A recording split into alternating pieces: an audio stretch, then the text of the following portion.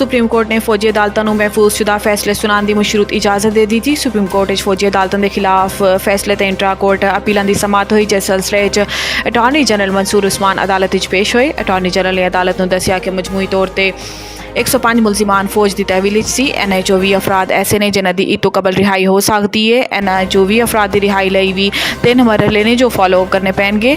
बरीयत ते कम सज़ा आलन रियायत देकर रिहा किया जाए। अटार्नी जनरल ने मजीद दसिया है कि मुलजिमान की रिहाई लिए पहला मरहला महफूजशुदा फैसला सुनाया जाना, दूसरा ऐसी तौसीक होएगी तो तीसरा मरहला कम सज़ा आलन आर्मी चीफ की जानिब तो रियायत देना होगी। इस दौरान अटार्नी जनरल ने फौजी अदालतों को महफूजशुदा फैसले सुनाने की इजाजत देने की इस्तदा की। इस ते अदालत ने कहा है कि अगर इजाजत दी भी तो अपीलों के हतमी फैसले तो मशरूत होएगी। 9 मई वाक़यात सुप्रीम कोर्ट तो जमानत हासिल करने वाले 5 मुलजिमान दोबारा गिरफ्तार। पुलिस के मुताबिक 5 मुलजिमान 16 MPO अहकाम के तहत गिरफ्तार किया गया। MPO के अहकाम डिप्टी कमिश्नर रावलपिंडी ने जारी किए। 5 गिरफ्तार मुलजिमान के खिलाफ थाना न्यू टाउन 9 मई का मुकदमा दर्ज है। याद रहे कि सुप्रीम कोर्ट ने 20 मार्च को मुलजिमान की जमानत मंजूर की थी तो मुलजिमान इंसदाद दहशतगर्दी अदालत तो मचल के जमा कराने तो बाद गुज़िश्ता रात अटियाला जेल तो रिहा किया गया। गुज़िश्ता रोज़ सुप्रीम कोर्ट ने 5 जद के इंसदाद दहशतगर्दी अदालत ने 19 मुलजिमान की जमानत मंजूर की सी।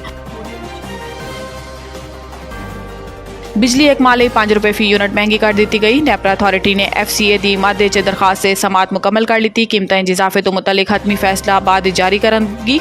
दौरान समात मैंबर नेपरा ने कहा कि बिजली तो तलब कम हो तो सार्फिन ते बोझ पै रहा है। तलब तो इजाफे लिए काम क्यों नहीं कर रहे। मकामी कोयले तो बिजली की पैदावार 36% कम हुई है तो मकामी कोयला इस्तेमाल ना करन ते कीमत वधी है। महंगी LNG तो पावर प्लांट्स चलावांगे तो बिजली महंगी होएगी। मैंबर नेपरा रफीक शेख ने कहा है कि जर मुबादला का अलग नुकसान तो सार्फिन का अलग नुकसान हो रहा है। महंगे पावर प्लांट्स चला के कैपेसिटी चार्जिस से फ्यूल चार्जिस बढ़ाएंगे। हुकाम पावर डिवीजन के मुताबिक हुकूमत बिजली सार्फिन तो 1.2 ट्रिलियन वसूल करने ने 7 सितंबर तो 25 मार्च तक 11 अरब 60 करोड़ रुपए की बिजली चोरी रोकी गई है। इंसदाद बिजली चोरी मुहिम तो 85 अरब 90 करोड़ रुपए वसूल किए गए ने। बाबर अवान का नाम ECL तो खारिज मजीद 24 नाम डालन की मंजूरी। विफाकी काबीना ने वजारत दाखिला की समरी ते सर्कुलेशन के जरिए मंजूरी दी थी। 24 नाम ECL तो डालन की मंजूरी दी गई। विफाकी काबीना ने ज़ेली कमेटी बराए ECL की सिफारिशात की रोशनी मंजूरी दी है।